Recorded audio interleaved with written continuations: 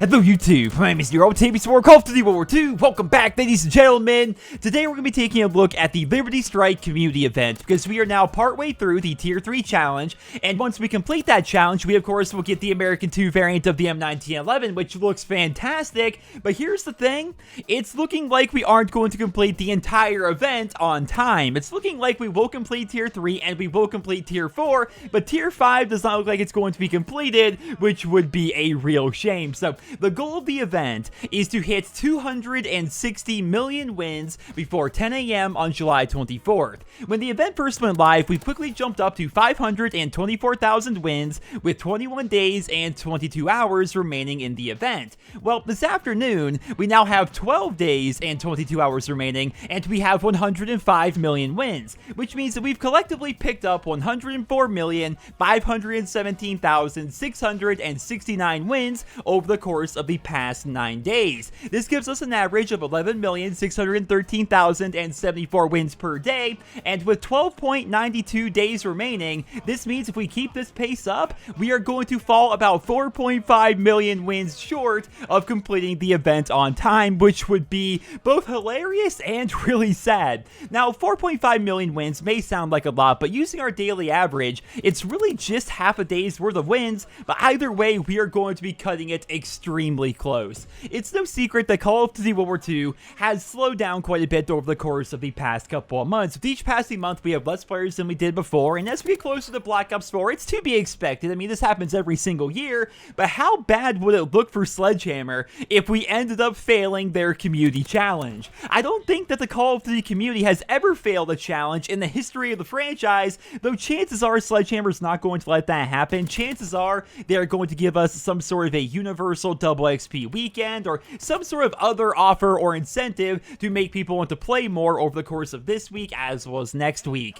I know I personally haven't been playing a whole lot recently. Of course, I have been moving and unpacking, and of course, July 4th was recently, so there's a whole holiday weekend there, and no doubt a lot of other fans were busy visiting family and doing things like that, but I never thought we would see the day where we may actually fail a community challenge. I think the elephant in the room here is the fact that people are getting pretty burnt out on Call of Duty World War II. Like I said, this happens every year, and once the summer rolls around, people start doing other things or playing different games and waiting for all the new stuff to release, but this year seems to be happening more rapidly than in previous years. I think one part of that would be the fact that the Liberty Strike event is fun, but it's nothing compared to the Days of Summer event that we saw last year, and with the ZK3A3 being available for prestiging the Cavalry Division, the Liberty Strike event only really added 2 new guns, and only PlayStation users are actually able to experience the new maps if they choose to purchase them, right? So as of right now, there really isn't a whole lot of brand new content for people to enjoy. I mean, of course,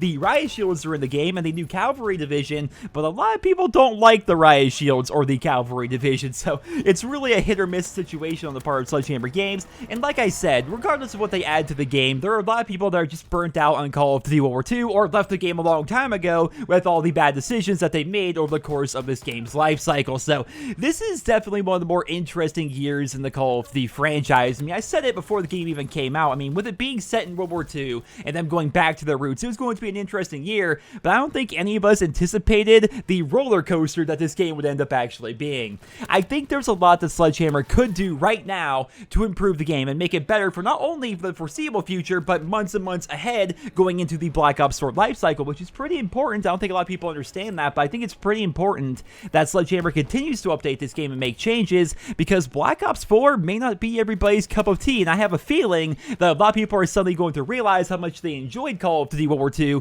after they see all the changes that are being made with Black Ops 4. That happens pretty much every year, right? I mean, every time a new Call of Duty game is released, suddenly the older game, like last year's game, is praised by the community as being this wonderful experience that every game after it should try to emulate. It's happened every single year since like Call of Duty 4, and I have a feeling it's going to be happening here with Call of Duty World War II, though I could be wrong. This may be the year where the rule is broken, but I think that's going to be the case, but of course time will tell. I just want to make this video talking about the community event and the fact that we may actually fail it, which would definitely be a first for the series. It would be a real shame too, if you ask me, because the final reward of this challenge is the American M1 Grand variant, which people have been asking for ever since we first found it in the game files and when people are first able to experience it by doing some sort of a glitch at the headquarters. Like, it's a really cool looking variant. It would be a shame if we didn't actually get it, though like I said, I have a feeling that SHGames is going to be doing a lot to make it so we actually complete this challenge, whether that's XP events or playlist events or something, because ultimately it's them who look really bad if the community does not complete their challenge. So I have a feeling they're going to be doing a lot with Call of Duty World War II in the coming days. They have already started teasing Friday's community update over on the subreddit,